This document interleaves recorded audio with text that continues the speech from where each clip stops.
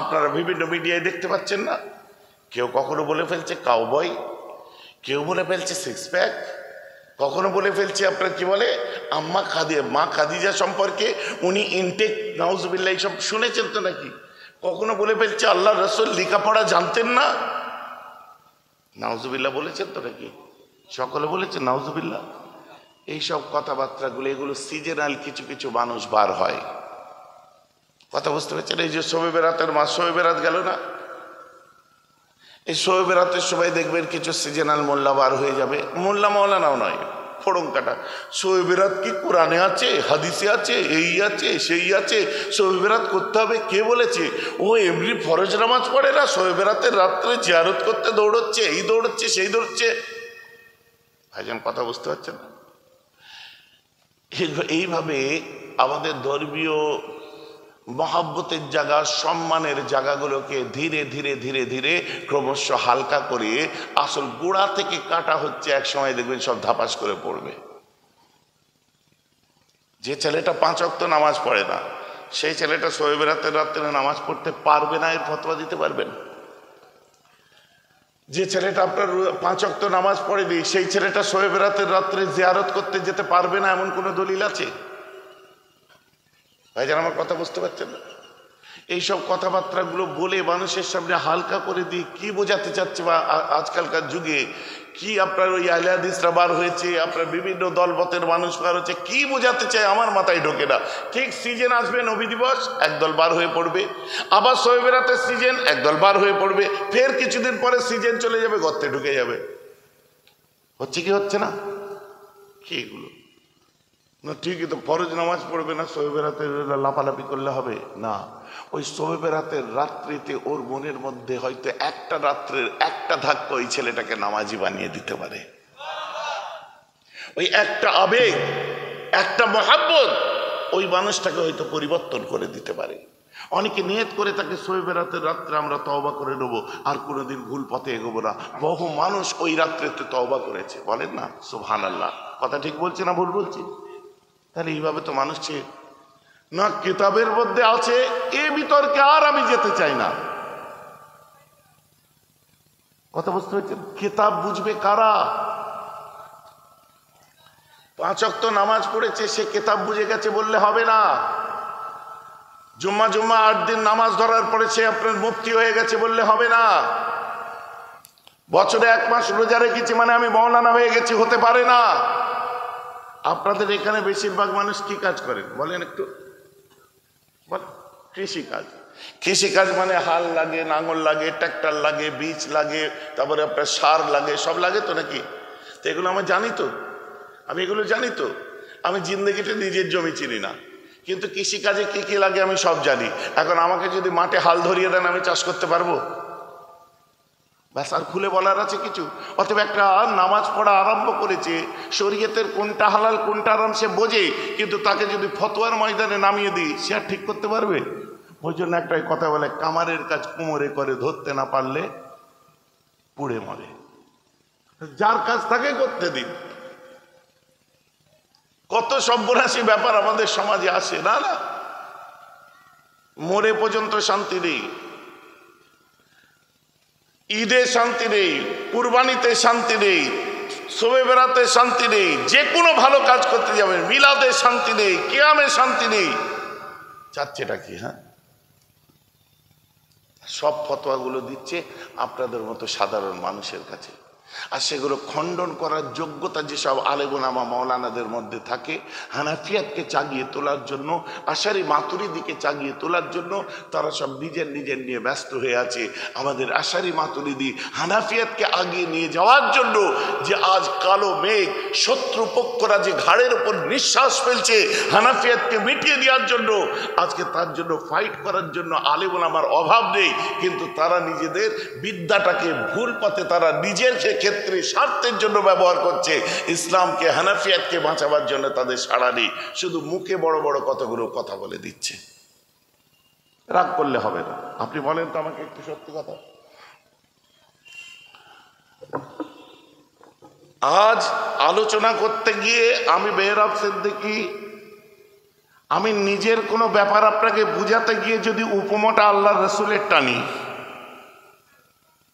আমি নিজেকে সঠিক সাব্যস্ত করতে গিয়ে নিজের কথা বলতে গিয়ে যদি উপমা কোনো সাহাবায়ে কেরামদের টানি, কোথায় আল্লাহ রসুলের সাহাবারা, কোথায় রসুল্লাহ, আর কোথায় তুমি, কোথায় আমি? বরং আমাদেরকে সেখানে বলা দরকার যে একটা মোমেন মুসলমানের চলার পন্থা কি হবে, পথ কি হবে, আমাদের কোন পথে চললে আল্লাহকে এবং তার রাসূলকে খুশি করতে পারবো, কোন পথে চললে আমি সিরাতুল মুস্তাকিমে থাকতে পারবো, কোন পথে এগোলে হেদায়েতের রাজপথ আমার জন্য রেস্ট্রি হয়ে যাবে, এই সব আলোচনাগুলো করা আমাদের অত্যন্ত জরুরি। যদি বলেন কেন, আসুন। এমন মুসলমান আমার রাসূল দেন দুনিয়ার বাদশা বলছেন, ইন্নাল জান্নাতা তাস্তাকি আলা খামসাতি নাফারিন তালিল কুরআনে ওয়া হাফিজিল লিসানে ওয়া মুতঈমিল জুআনে ওয়া মাকসিল উরওয়ানে ওয়া মান সাল্লা আলা হাবিবির রহমানি। আল্লাহর জান্নাতে 5 শ্রেণীর মানুষকে আল্লাহ দেবেন। এই 5 শ্রেণীর মানুষ কারা? তালিল কোরআনে, যারা অন্তর থেকে আল্লাহর কোরআনটা তেলাওয়াত করতে পারবে। মন থেকে তেলাওয়াত করবে না, কারি হতে হবে না। আপনি ঠুকরে ঠুকরে পড়ছেন তাই পড়ুন, সহি করে নেওয়ার ইরাদা রাখুন। সবাই কারি হয়ে যাবে এমন কোনো কথা নেই। এদিকে তারপরে আমার রাসূল বলছে, তুমি নামাজ পড়বে, রোজা পড়ে করবে, ওয়া হাফিজিল লিসানে, তুমি নিজের জবানটাকে আগে হেফাজত করো। বুঝতে পারছেন না? মানুষের মধ্যে মনে ব্যথা বেদনা কষ্ট দুঃখ দিও না, মানুষের বুকে কথা তীর চালিও না, এমন কথা বলো না যাতে মানুষ আঘাতপ্রাপ্ত হবে। ক্ষমতার অপব্যবহার করে মানুষকে কষ্ট দিও না। কথাটা বুঝতে পারছেন কি পাচ্ছেন না? ভাইজান এটা কিরকম হলো? আসুন বলে দিচ্ছি। আগে আপনি ডাকতেন, এই ভাই শোনেন একটু, ও ভাই শোনেন, আর এখন ডাকছেন এই এইদিকাই। কারণ যখন ভাই শোনেন বলে ডাকতে, তখন তুমি সাইকেল চড়ে ঘুরতে। এখন এদিকাই বলে যে রাশ করে ডাকছো, এখন তুমি সিগারেট খাচ্ছ, বিড়ি ছুঁড়ে ফেলে দিয়ে gold play Gobi king size. বুঝতে পারছো না? এখন তোমার আর সাইকেল নয়, পালসার, আবার 220, ইনফিল্ড, বুলেট, এখন দামি দামি ব্যাপার আপনার। মানুষকে মানুষ মনে হচ্ছে না? ভেতরে মেশিন গন্ডগোল হয়ে গেছে। মসজিদে নামাজ পড়ছে, আল্লাহু আকবার, পাশে ছেলেটা নামাজ পড়তে এসে দাঁড়ালো। জুনিয়র নামাজি প্রথম মসজিদে গেছে, সিনিয়র নামাজি আল্লাহু আকবার বলে নিয়ত বাঁধতে যে ওর দিকে দেখছে।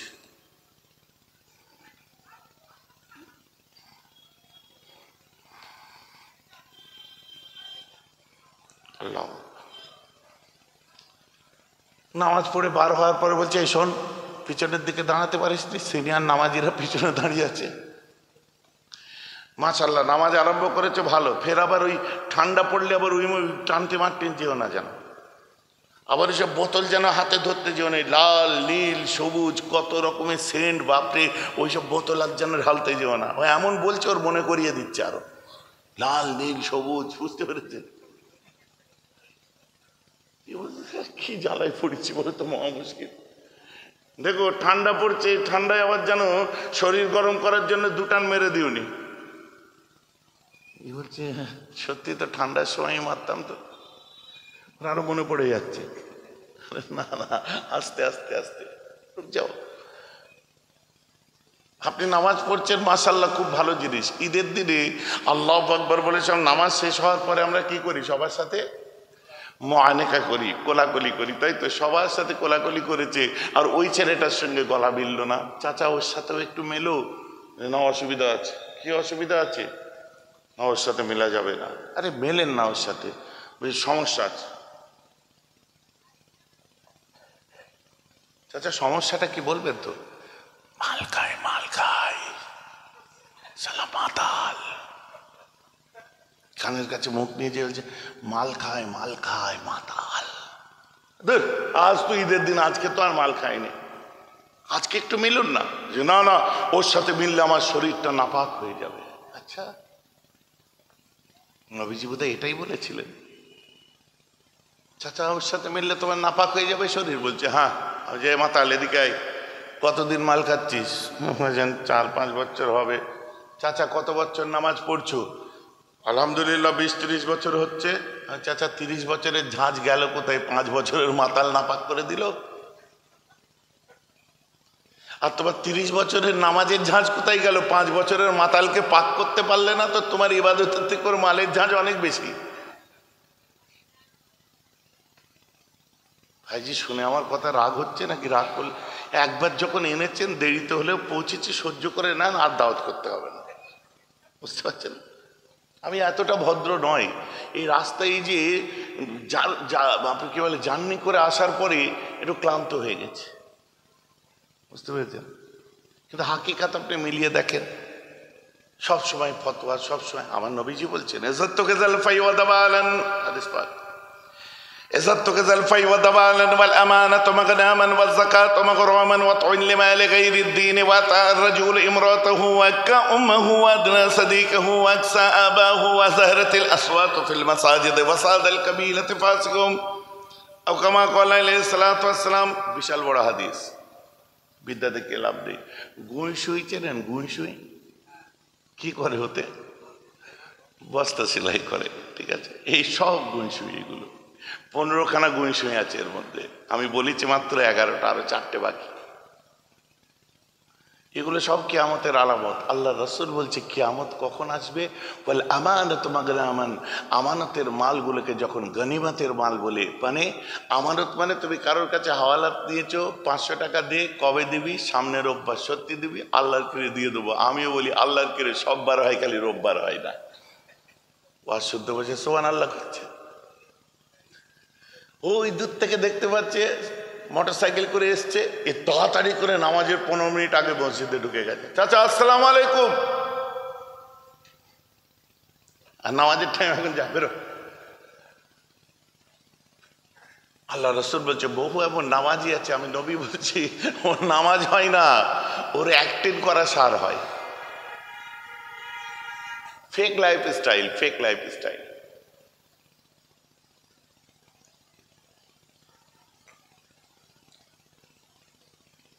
সাইকেল নিয়ে যে কি বাজার বলে এখানে আছে সামনে? কি বাজার? কোন দিকে বাজার? এইদিকে বাগজোলা বাজার। হ্যাঁ, বাগজোলা বাজারে সাইকেল করে যাচ্ছে। আমি বললাম ভাই বাজারে যাচ্ছে, সময় নিয়ে চল না। বলছে আমি বাজারে যাইনি। কোথায়? এই সামনে এখানে যাচ্ছে। ও যাচ্ছে কিন্তু বাজারে। দেখছে মেহরাব ভাই 100 কেজির উপরে ওজন, ওকে যদি সাইকেলে টেনে নিয়ে যেতে হয়, হয় রিং বেগবে, না হলে আমার ঘাম বেরিয়ে যাবে। এক রাতে বিড়াল কেটে দাও। আল্লাহর করে আমি বাজারে যাইনি। কিছুক্ষণ পরে বাজারে যেয়ে দেখে খুঁজছে। আমি ধরেছি তুই বলি আল্লাহর কিরে বাজারে যাসনি? তো তুই বাজারে যে আল্লাহর কিরে আমি তখন আসিনি, আমি কেবল আসলাম। তো তুই নতুন বিয়ে করলি, 15 দিন হলো, কিছু খাওয়া? সব পয়সা শেষ হয়ে গেছে, পরে খাওয়াবো, তোর কাছে টাকা নেই। আল্লাহর কিরে 1 পয়সা নেই। এ তখন রেগেছে, বলছে আল্লাহর কিরে বাজারে আসছিলি বলে বাজারে এলি? আল্লাহর কিরে তুই কেবলমাত্র আসলাম বললি, তুই বললি আল্লাহর কিরে তোর পকেটে টাকা নেই, সব মেনে নিলাম। এবার বল আল্লাহর কিরে তোর পকেটে যদি টাকা থাকে, তোর নতুন বিয়ে করা বউ 3 তালাক হবে? বল। মনে মনে বলছে জিল দিয়ে রেখে দিয়েছে। কিরে 20 টাকা লাগবে, 100 টাকা দিচ্ছিস কেন? বাকি খুচরো আমায় পরে ফেরত দিবি। আর শোন, ওইসব কথা বলতে নেই। 3 বার কসম খেয়ে মিথ্যে কথা বলতে আছে। কালকেই দেখবেন কেউ যদি আল্লাহর কিরে বলে, বলবেন বউ তালাক বল, বলবেন না জানো, আমি বোঝাবার জন্য বলছি। দেখুন চুপ হয়ে যাবে। কেন? আপনি বলেন আল্লাহর কোনো গুরুত্ব নেই, মিথ্যা কসমে ভরপুর, একবার বউ তালাক বললেই চমকে ওঠে। তাহলে খোদার থেকে তার বান্দির মর্মাজ যে সমাজে বেড়ে গেছে, কত ওয়াজ শোনাবেন তাদের? আজকে আপনারা কি ওয়াদা করতে পারবেন না যে আল্লাহ আমি কসম খাবো না, আমি কিরে খাবো না? আজকে ওয়াদা করে নিন না ভাইজান। কথা বোঝা যাচ্ছে তো? আমি কিরে খাবো না। আর হাদিস পাক অনুযায়ী আমল করুন। যে মানুষটা কথা বলার আগে কসম খেয়ে নেয়, হাদিস পাক আমার নবীজি বলছে ওরা মিথ্যুক হয়। ভাইজান কথা বোঝা যাচ্ছে তো? আজ থেকে, আজ এখানে যখন বসছি, কিছু জিনিস আমরা বর্জন করবো, আমরা ছেড়ে দেবো, নেবো না। আল্লাহ রাসূল দুনিয়ার বাদশাহ আরো বলছেন ওয়াযাকাত মাগরামান, কিয়ামত কখন আসবে তোমরা শুনে রেখে দাও, নামাজ রোজা বেকার হয়ে যাবে যখন নাকি যাকাত দেওয়াকে জরিমানা দেওয়া মনে করবে। যাকাত বোঝেন তো নাকি? দেন। অনেকে বলবেন ভাইজান আমার তো ফরজ হয়নি, আমি কি করে দেবো, গরিব মানুষ। কেন দেবেন না? কেন আপনি গরিব? এর উত্তর তো মেহরাব চাইবে আপনার কাছে এক্ষুনি। আপনারা বলতে পারেন আপনার একটা কথা আছে ধনী লোকদের হুজুর, আপনি সব ধনী লোক মুরিদ, আপনারা আমরাও কি সেরকম ধনী লোক? আমি আপনি যদি প্রশ্ন করি কেন ধনী হননি, আল্লাহ কি সুযোগ দেয়নি? ভাইজান কথা বুঝতে পারছেন? অবশ্যই আপনি আল্লাহর কাছে দোয়া চেয়েছেন, আল্লাহ আমাকে ধনী করে দাও, চাননি? আমরা চাইনি না? ঠিক আছে, আপনারা বলুন 5 pillars in my ইসলাম। ইসলামের স্তম্ভ কটা? জোর করে বলুন। 5টা। 5 times pray, 1 month fasting, Hajj Baitullah, sacrifice, and also Kalima Tayyib, La ilaha illallah, Muhammadur Rasulullah. It was necessary for us. It was essential for all ummah. এটা আমাদের জন্য অতি আবশ্যিক কর্তব্য যে ইসলামের স্তম্ভ 5টা। এখন আপনারা বলুন এই 5টার 5টা আদায় করতে গেলে আমাদের ধনী হতে হবে কি হবে না? ফ্রিতে লজিক্যালি আমার কথা, আপনি ইয়াংস্টাররা আছেন লজিক্যালি বুঝুন না। কলমা পড়তে পয়সা লাগে না, যখন খুশি পড়ে লাও। নামাজ পড়তে পয়সা লাগে না, রোজা রাখতে পয়সা লাগে না, যাকাত দিতে, হজ করতে পয়সা লাগে। এখন মরণ পর্যন্ত যদি আমরা ধনী না হই, একটা আফসোস নিয়ে কবরে যেতে কি হবে না আমাদের? যে ইসলামের স্তম্ভের 3টে পালন করলাম, আল্লাহ আমি ধনী হলাম না বলে আমার 2টো ছেড়ে গেল, এই আফসোসটা হবে কি হবে না? হবে। তাহলে আমাদের আল্লাহর কাছে দোয়া চাওয়া দরকার নেই আল্লাহ আমাদের ধনী লোক করুন? আমিও দোয়া চাই আল্লাহ প্রত্যেককে ধনী লোক করুক, আর 5টার 5টা স্তম্ভই আল্লাহ আমাদের পালন করাক। বলুন আল্লাহুম্মা আমিন। আর যেদিন ধনী লোক হবেন তখন এই ধনী লোকদের হুজুর আমি হব। না ঘাবড়াবার দরকার নেই, আমার চাঁদার বিল নেই। জীবনে শুনেছেন মেহরাব ভাই চাঁদা তোলে, চাঁদার বিল পাঠাই, বা এই দাও ওই দাও সেই দাও। আপনি বলবেন তাহলে আপনার প্রতিষ্ঠান চলে কি করে? আলহামদুলিল্লাহ, টেনশন নিতে হবে না। নুরুল মুনির সিদ্দিকিয়া দারুল কোরআন সিঙ্গাপুর, নুরুল মুনির সিদ্দিকিয়া দারুল কোরআন লন্ডন, নুরুল মুনির সিদ্দিকিয়া দারুল কোরআন বাংলাদেশ, একাধিক শাখা। নিউ টাউনে চলে যান, ওপেনিং হতে চলেছে 24,000 স্কোয়ার ফিটের উপরে মডেল মাদ্রাসা। জঙ্গলমহলে চলে যান, পিএনএস মিশন। এগুলো সব কি ওই লোকের বিষয় না, আমি নাম লিস্ট করে না। কল্যাণবাটিতে চলে যান, হুগলির ব্যক্তিগত সম্পত্তির উপরে। আর কারা করেছে? আলহামদুলিল্লাহ, একজন মানুষ দায়িত্ব নিয়ে করেছে। বলবেন না আলহামদুলিল্লাহ? তাদের প্রপার জায়গায় টাকাটা ব্যবহার করেছে। কল্যাণবাটিতে অনেকে দিয়েছে, তবু সব আমার খাস মানুষ, বিল টিল আমার নেই। বাকি আপনাদের এখানে কদিন আগে বেলেঘাটার পাশে আপনারা মিডিয়ায় দেখেছেন নিশ্চয়ই, আলিফ গার্লস মিশন এই কদিন আগে চালু করে দিলাম এই বেলেঘাটার পাশে। বলবেন ভাইজান আপনাদের তো লাইমলাইটে দেখা যায় না, দেখবেন কি করে? দেওবন্দ থেকে আসার পরে 1 নম্বর বলে গেল যে মাদ্রাসাটাকে, সেই মাদ্রাসাটা কার আপনারা তো তাই জানেন না।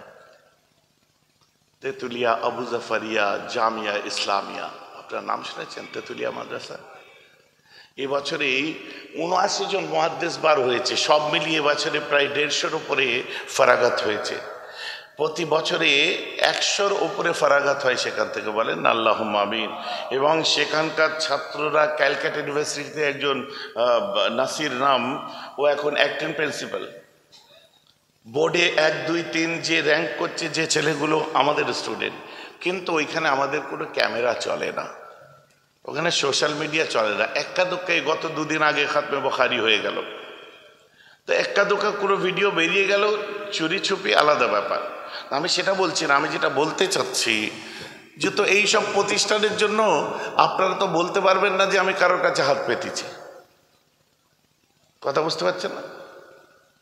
যেগুলো ট্র্যাডিশনালি যেভাবে হয়ে আসছে হচ্ছে, আর আলহামদুলিল্লাহ আল্লাহ আপনাকেও যদি অর্থবান করে, আমি আপনাকেও একটা দায়িত্ব দেবো যে যে আল্লাহ দিয়েছে সে আল্লাহর ঘর তৈরি কর।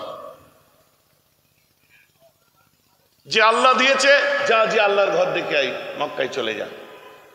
যে রসুলের কদমে রসিলাই দিয়েছে যা, সোনার মদিনায় সরকারি দো আলেমের দরবারে হাজিরা দিয়ে এক্ষুনি বসে নিয়ত করে নেন, এক্ষুনি বসে নিয়ত করে নেন, আল্লাহ আপনি আমায় যত তাড়াতাড়ি পয়সা দেবেন তত তাড়াতাড়ি আপনার ঘর, আপনার হাবিবের ঘর দেখতে যাব।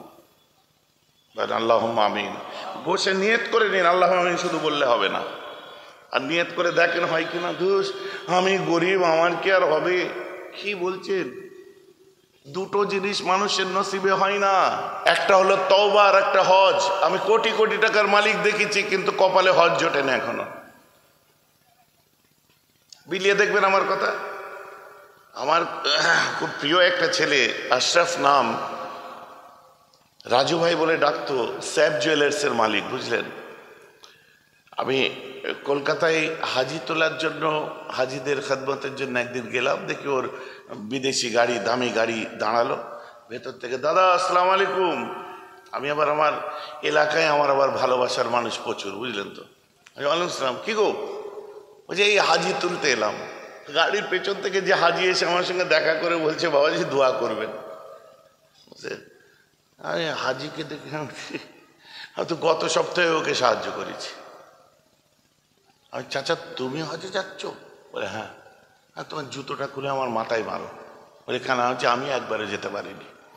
তখনকার কথা বলছি। তখন বলছে আব্বাজি আমি এইটা নিয়ে তো দুবার যাচ্ছি, আমি তো দুটো জুতো খুলে আমার মাথায় মার। কি ওর অত পয়সা আছে না? আল্লাহ কবুল করে নিয়েছে, দিলের খবর আল্লাহ জানে।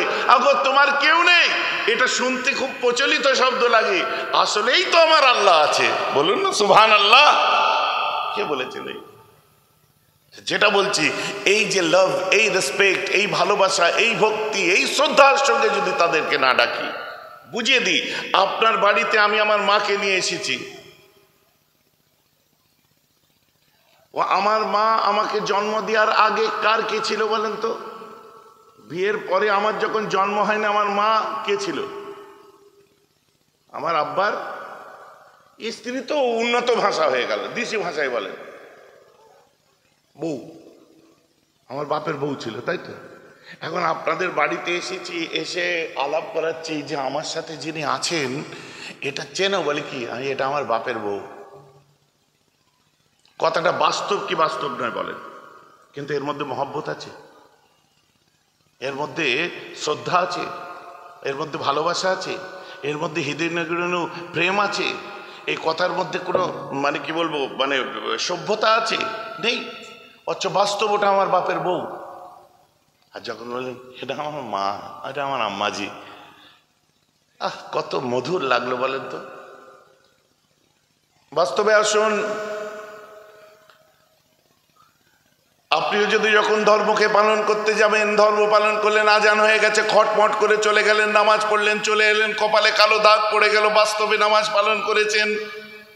কিন্তু যদি ওর মধ্যে রেসপেক্ট, লাভ, সভ্যতা যদি আপনার না থাকে, যে প্রতিটি ইবাদতের মূলে, প্রতিটি ইবাদতের মধ্যে আপনার যদি নবী প্রেম না থাকে, আপনি আত্তাহিয়াত পড়তে বসলেন, আসসালামু আলাইকা আইয়ুহান নবী পড়লেন, কি বাস্তব মুখস্থ করেছেন পড়লেন, কিন্তু কাকে সালাম দিচ্ছি যদি ভেতরে একটু ফিলিং না তৈরি হয়, ভাইজান কথা বোঝা যাচ্ছে তো নাকি? আপনি সেজদায় চলে গেলেন, সুবহান রাব্বিয়াল আলা বললেন, মুখস্থ করে নিয়েছেন সুবহান রাব্বিয়াল আলা, সুবহান রাব্বিয়াল আলা, সুবহান রাব্বিয়াল আল্লাহু আকবার পড়ে দিলেন, কিন্তু আপনার মধ্যে যদি ফিলিং তৈরি হয়, আমি কার প্রশংসা করছি? আমার আল্লাহ যে আমাকে খাইয়েছে, পরিয়েছে, বিপদে সাথ দিয়েছে, কোনোদিন না খাইয়ে মারেনি। ওগো যে আল্লাহ আমার বাচ্চাগুলোকে ঈদের দিনেতে ছেঁড়া কাপড় পরাননি, নতুন কাপড় দিয়েছিলেন, গরিবের গরিবানা যাই হোক, আমার সংসারে কোনোদিন অভাব দেয়নি, আমি সেই আল্লাহকে সিজদা করছি, সুবহান রাব্বিয়াল আলা। আর আপনি চনা বেলা নামাজ পড়লেন হয়ে। বুঝতে পারছেন তো আমার কথাটা কি? কথা বুঝতে পারছেন? কোরআন পাকের মধ্যে আমার আল্লাহ বলছেন, কুল হে নবী আপনি বলে দিন, ইন্নামা আনা বাশারুম মিসলুকুম, নবী আপনি বলে দিন আমি তোমাদের মতোই বাশার, মানুষ। কথা বুঝতে পারছেন? সত্যি তো আমার আল্লাহ বলে দিয়েছেন, আপনি মেনে নিলেন। বেশক আমার রাসূল বলেছেন আমাদের মতো মানুষ, কিন্তু আপনি যদি মিলিয়ে দেখান আপনার কোনটার মতো আপনার নবী এবার মিলান। আল্লাহ কেন বললেন বাশারিয়াত কি জিনিস? কেন আমার নবী ফেরেশতাদের মধ্যে আসেননি, আমার নবী জন্তু জানোয়ারদের মধ্যে আসেননি, আমার রাসূল আপনাকে বলে জিনেদের মধ্যে আসেননি, আমার নবী এসেছেন আমাদের মতো মানব জাতির মধ্যে, মানুষ বাশারিয়া সুরাতে বাশারিতে আমার রাসূলকে আল্লাহ পাঠিয়েছেন। দ্যাটস ওয়াই আমার আল্লাহ বললেন বলে দাও আমি তোমাদের মতো মানুষ রূপে এসেছি। বলুন না সুবহানাল্লাহ। কিন্তু ওটাকে সামনে রেখে আপনি যদি বাস্তবে নিজের সঙ্গে মিলাতে যান, হবে ওই যে সিক্স প্যাক হবে, ওই যে কাউবয় হবে। ভাইজান আমার কথা বোঝা যাচ্ছে? বলেন আপনার নামাজ কালাম হবে, রোজা হবে। আমার নবী কোরআন, আমার নবী বলে দিচ্ছেন, জিবরাইল আসলো আল্লাহ রাসূলকে এসে বলল ইকরা, পড়ুন। আমার নবী বললেন না না আমি পড়তে পারবো না, না নবী কারি, না নবী কারি, পড়তে পারবো না। আমার রাসূল বলেন আনা উম্মি, আমি উম্মি। আল্লাহ কোরআন পাকের মধ্যে বলে দিচ্ছেন আল্লাযীনা ইয়াত্তাবিউনা রাসূলান নাবিয়াল উম্মি। কথা বুঝতে পারছেন? এই উম্মি কথার অর্থ কি করছে? বর্তমান মোল্লা মৌলী সাহেবরা অর্থ বার করছে। উম্মি কথার অর্থ আল্লাহ রাসূল নিজে বলছেন আমি পড়তে এবং হিসাব করতে পারি না। কথা বুঝতে পারছেন? ও নিজের সঙ্গে নিজের ধার ধরে নবীজির বিচার করে নিল। হবে কি?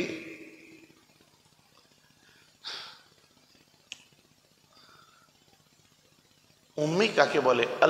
আল উম্মি আল্লাযী লা ইয়াকরা ওয়া লা ইয়াকতুব। উম্মি সে লা ইয়াকরা, লা ইয়াকরানে, লা ইয়াকরাউনা। সেগাটা কিসের সেগা?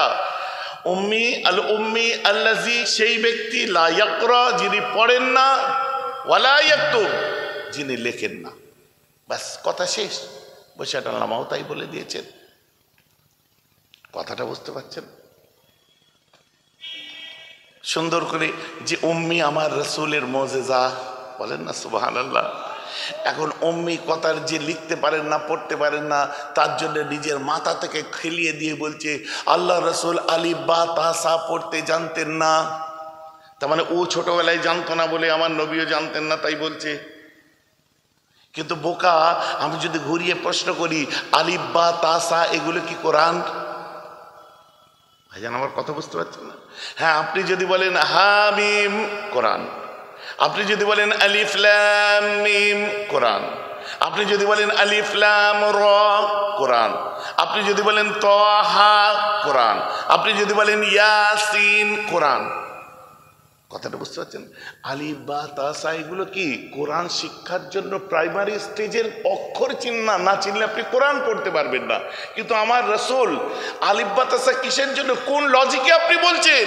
আমার আল্লাহ আমার কোরআন পাকের, আমার আল্লাহ তার কোরআন পাকের মধ্যে লিখে দিচ্ছেন সূরাতুর রহমানের মধ্যে, আর রহমান আল্লামা আল কোরআন, যার শিক্ষাটাই কোরআন থেকে স্টার্ট হয়।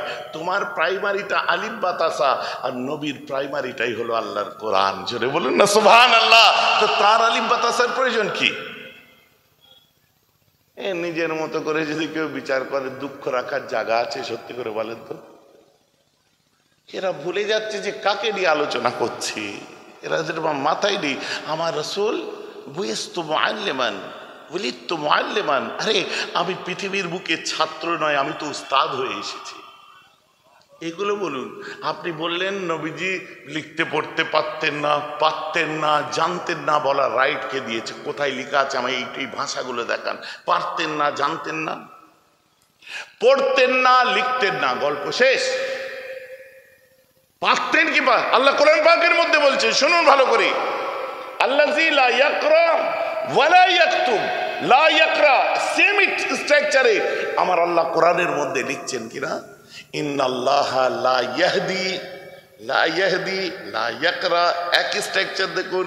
এর অর্থ কি? ইন্নাল্লাহা লা ইয়াহদি কওমিজ জালিমিন। এর অর্থ আল্লাহ জালেমদেরকে, জালেম কওমদেরকে হেদায়েত দেন না। লা ইয়াকরা পড়েন না, লা ইয়াকতুব লেখেন না, লা ইয়াহদি হেদায়েত দেন না। নাকি আপনি বলবেন আল্লাহ হেদায়েত দিতে জানে না? নাকি আপনি বলবেন আল্লাহ হেদায়েত দিতে পারতেন না? বলবেন কি? ভাইজান আমার কথা আপনাদের বিরক্ত লাগছে না তো? টান সুর ঘটনা আমি একটাও বলিনি, ও ঘটনা ধরলে একটা দুটো ঘটনা, তিনটে গজল, 5 বার দরুদ শরীফ, টাইমটাই শেষ হয়ে যাবে আমার। কন্টেন্ট বেস আপনারা আলোচনা শুনুন, আমি যেটা বলতে চাচ্ছি বোঝার চেষ্টা করুন। বুঝতে পেরেছেন? ঘুম পাচ্ছে? হ্যাঁ, তাবারুক আছে? হ্যাঁ আছে তো নাকি? কি তাবারুক করেছে?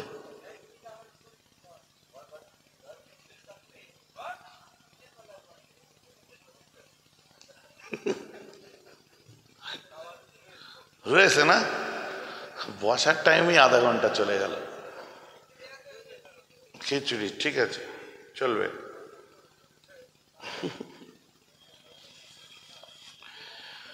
নবীজির ক্ষেত্রে জানতেন না, পারতেন না, এসব ব্যবহার করতে নেই। যদি বলেন কোন আল্লাহ রসুল দেন দুনিয়ার বাদশাহ আকায়ে নামদার আমার নবী তাজদারে মদিনা, আসরের ওয়াক্তে এক সময় ইবাদত নামাজ থেকে বার হলেন, বার হওয়ার পরে কানে আমার নবীর একটা কথা আওয়াজ পড়লো। আল্লাহ রসুল এগুলো জানতেন না, আমার রসুল এগুলো জানে না, আমার রসুল এটা পড়তে জানে না, আমার রসুল ওই খবরটা জানে না। এই জানে না কথাটা বলতে আমার রসুলের খুব কষ্ট লাগলো। নবীজি আমার বাইরে এসে বললেন, না আমার সাহাবারা শোনো, তোমরা কি বলছো আমি জানি না? তোমরা কি বলছো আমি মুহাম্মদ সাল্লাল্লাহু আলাইহি ওয়াসাল্লাম, আমি মুহাম্মদ জানি না? খবরদার বলো না আমি জানি না।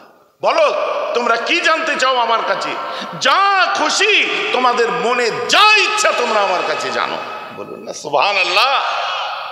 আমি একদম সহি ওয়াকিয়া কোট করছি, কিন্তু এখানে কোনো মৌজু মিথ্যা ওয়াকিয়া আমি বলবো না, আপনাদের ঘাবড়াবেন না, বিশ্বাস রাখতে পারেন। কি জানতে চাও আমার কাছে জানো। দেখো আমি তোমাদের কাছে চুপচাপ থাকতাম, আমি কি জানি এটা জানাতাম না, এটা আমার জোহদ, এটা আমার আজিজ ইনকিসারি, আমি চুপ থাকতাম, এটা আমার ভদ্রতা। তার মানে এটা নয় তোমরা যা খুশি বলবে আমি জানি না। কি জানি না গো আমি, জানো তোমরা আমার কাছে। সাহাবা একরাম রাগিয়েছে, ঝরঝর করে কাঁদছে আর বলছে হুজুর আমাদের বিয়াদবি হয়ে গেছে। হযরত ওমর ফারুক কাঁদতে কাঁদতে বলছে হুজুর বিয়াদবি হয়ে গেছে, হুজুর আর বলবো না কোনোদিন, বিয়াদবি হয়ে গেছে হুজুর। আমার রাসূল যত বলে বলবো না, তত চোখ ভরা পানি নিয়ে বলছে না জিজ্ঞাসা করো আমাকে। ওমর ফারুক বলছে আমাদের কিচ্ছু জানার নেই হুজুর। আমার রাসূল বলছে না তুমি জানো, জানো তোমরা কি জানতে চাচ্ছ আমার কাছে। পেছন থেকে একজন দাঁড়িয়ে উঠে বলছে এই রাসূল একটা কথা আমি জানতে চাই, বলতে পারবেন? বলে কি? আমার বাপকে একটু আপনি বলুন, আমার আব্বাকে। আল্লাহ রাসূল বলেছিলেন যাকে তুমি আব্বা বলে ডাকছো ওটা তোমার আসল আব্বা নয়, ওটা রং নাম্বার, তোমার আব্বা অন্য কেউ। আরে ওর মাথার টনক লড়ে গেছে, কারণ মদিনাবাসী মক্কাবাসী তারা জানতো যে আল্লাহ রসুল কোনোদিন বাজে কথা বলতেন না। বলুন না সুবহানাল্লাহ। চাহে মুসলমান হোক চাহে অমুসলমান হোক। ভাইজান কেন বলছেন শুনুন। আবু সুফিয়ান, এই আবু সুফিয়ান যখন মুসলমান হয়নি, বুঝতে পারছেন, আবু সুফিয়ান যখন মুসলমান হয়নি তখন লাত উজ্জাত মানাত হাবল এদের পূজারী ছিল, অগ্নি পূজারী ছিল। নাজ্জাশী বাদশাহ, আমি একদম মুসলিম থেকে কোট করছি, নাজ্জাশী বাদশাহ আবু সুফিয়ানকে জিজ্ঞাসা করলো শোনো একটা কথা জানার ইচ্ছা ছিল। বলে বলুন বলুন। আচ্ছা মোহাম্মদ বলে একজন বার হয়েছে, আল্লাহ এক এবং সে নিজেকে নবী বলছে, আচ্ছা মানুষটা কেমন গো? চুপ। নবীর শত্রু কিন্তু তখনও আবু সুফিয়ান, নবীর দুশমন। বলছে দেখুন মানুষ হিসাবে যদি আমায় জানতে চান, প্রথমে বলে দিই মোহাম্মদের মতের সঙ্গে আমার মত মেলে না। মোহাম্মদের খোদা আমার খোদা এক মানি না, মোহাম্মদের ধর্ম আমার ধর্ম এক মানি না। ওখানে হচ্ছে আপনার এই যে জমিনের এ প্রান্ত আর ও প্রান্ত, আকাশ আর পাতালের তফাৎ, ওখানে কোনো মতের মিল নেই। মোহাম্মদ আমাদের খোদাগুলোকে ভুল বলে, লাত উজ্জাত মানাত হাবলকে মিথ্যা বলে, ভুল বলে, ওখানে কোনো কম্প্রোমাইজ নেই। তবে যদি মানুষ হিসাবে জানতে চান আমি মুসলমান নই, আমার খোদা লাত উজ্জাত মানাত হাবল। তথাপি যদি মানুষ হিসাবে মোহাম্মদ কেমন জানতে চান, আমি আবু সুফিয়ান বলবো আল্লাহর জমিনে মোহাম্মদের থেকে ভালো মানুষ আমার জন্মে আমি দেখিনি। জোরে বলুন না সুবহানাল্লাহ। বলছে আমার নজরে মোহাম্মদের থেকে ভালো মানুষ আর দেখিনি। সাল্লাল্লাহু তাআলা আলাইহি ওয়াসাল্লাম। কি বোঝা গেল? কি বুঝলেন? ওই ছেলেটাও জানে যে আমার নবী বাজে কথা বলতেন না। সোজা তলোয়ার নিয়ে মায়ের কাছে যেয়ে বলছে, মা, বলে কি? এটা সত্যি কথা বলবি, তলোয়ার তুলিছে, একদম কেটে ফেলে দেবো। কেন? আমার বাপকে। কেন এইসব কথা কেন জিজ্ঞেস করছিস? বলছে এমন একজনের মুখ থেকে শুনেছি যে সারা জীবন কোনোদিন বাজে কথা বলে না, যে মিথ্যা বলে না। কে? বলছে আমি মোহাম্মদের মুখে শুনলাম যে আমি যার আব্বা বলে ডাকি ওটা নাকি রং নাম্বার। তলোয়ার নামা বাপ, তলোয়ার নামিয়ে নে। তুই অনেক ধনী লোকের ছেলে, এটা জানিস বলে? হ্যাঁ, তোর জায়গা জমি, বিষয় সম্পত্তি, ঘর বাড়ির জায়গা জায়দাদ সবকিছু ভরপুর, কিন্তু তুই যখন দুনিয়ায় আসিস নি তোর আব্বাকে আমার দ্বারাই কিচ্ছু, তোর আব্বার দ্বারাই কিচ্ছু হতো না। তোর আব্বা দেখতে শুনতে হুষ্টপিষ্ট সান্ডা, কিন্তু বুঝে গেছেন তো, খুলে গেলে বলতে পারবো না। আসল জায়গায় গন্ডগোল ছিল তোর আব্বার। তোর আব্বার দ্বারা যে বাচ্চা হবে ওটা তোর আব্বার ক্ষমতা ছিল না। ওই সময়তে আমাদের বাড়ির যে রাখাল, যে গরু মোষ ভেড়া চড়াতো, ওই রাখালটাকে আমি লুকিয়ে লুকিয়ে ডাকতাম আর যা করার করতাম, আর তার দ্বারাই তোর জন্ম হয়েছে। ঠিকই বলেছে মোহাম্মদ, মোহাম্মদ কখনো ভুল বলতে পারে না। চলো, আমার রাসূল জানতেন না এই কথাটা বলবেন না। বন্ধ ঘরের মধ্যে কে কি করেছে আমার রাসূল সেটাও জানতেন। ছেলে খেলা কথা করলে হবে না। ওই জন্য বলছি লাভ অ্যান্ড রেসপেক্ট। আপনি ভুলে যান নবী যে আমার নবী অনেক পরে, তোমার নবী অনেক পরে। আগে হযরত বেলালের নবী ছিল। আরে তোমার নবী আমার নবী অনেক পরে। আগে আবু বকর সিদ্দিকের নবী ছিলেন তিনি, আগে ওমর ফারুকের নবী ছিলেন তিনি, উসমান গনির নবী ছিলেন তিনি, হযরত আলীর নবী ছিলেন তিনি, যায়েদ ইবনে আরকামের নবী ছিলেন তিনি। যায়েদ ইবনে আরকামকে জিজ্ঞাসা করে আল্লাহ রাসূলের পরে একজন জুনিয়র সাহাবা আল্লাহ রাসূল যায়েদ ইবনে আরকামকে জিজ্ঞাসা করছে, ভাই আল্লাহ রাসূল কেমন দেখতে ছিলেন একটু বলুন। আপনি সকাল সন্ধ্যে রাত দুপুর সব সময় নবীজির দরবারেতে যেয়ে থাকতেন, আল্লাহ রাসূল কেমন ছিলেন এটা আমার জানার বড় ইচ্ছা, একটু বলুন না। বিবরণ দিন, নবী দেখতে কেমন, চোখ কেমন, চেহারা কেমন। যায়েদ ইবনে আরকাম, সব বুখারী মুসলিম থেকে কোট করবো, আগেই বলেছি, ঠিক আছে তো নাকি? বাজে কথা না। মাথা হ্যাঁট করে নিলেন, ঝরঝর করে কাঁদছেন। বলে কাঁদছেন কেন? বলছে দুঃখের কথা কি বলবো। ঠিকই বলেছিস, এটা আমিও চিন্তা করি। আমি যখন একা নিরিবিলিতে আল্লাহ রাসূলকে মিস করি, আমার নবীর অভাব বোধ করি, আমি ওই সময় আমার চোখ দুটোকে জিজ্ঞাসা করি, এই চোখ একবার বল না রে আমার রাসূল কেমন দেখতে ছিলেন।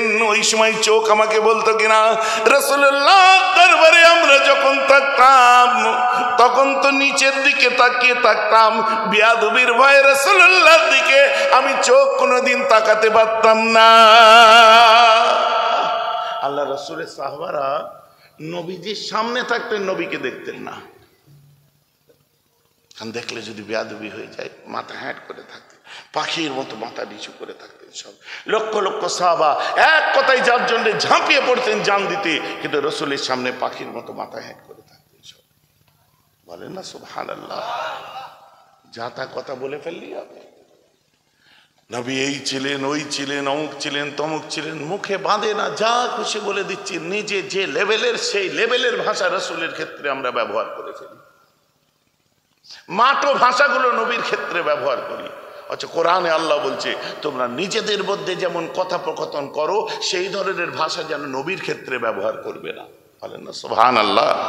ভাই যে আমার কথা বোঝা যাচ্ছে তো নাকি? তাই আফসোস লেগে যায়। কখন বলে ফেলছে আপনার কাউবয় কথার অর্থ জানে এরা, বোকা। উম্মি নিজের মতো ব্যাখ্যা করে নিল। উম্মি মানে বলছে নিরক্ষর, নিরক্ষর মানে মূর্খ নয়। গুগল ডিকশনারি খুলুন না, কথা বুঝতে পারছেন? খুললে নিরক্ষর কথার অর্থ সব মাথা খারাপ হয়ে যাবে না? বোকার দল, পড়াশোনা করো আরো, বুঝছেন? গুগল করুন, এক্ষুনি মারুন। এই কি লেখা আছে? এটা কি লেখা আছে হুজুর? দেখতে পাচ্ছেন? কত দূর থেকে দেখতে পাওয়া যাচ্ছে না।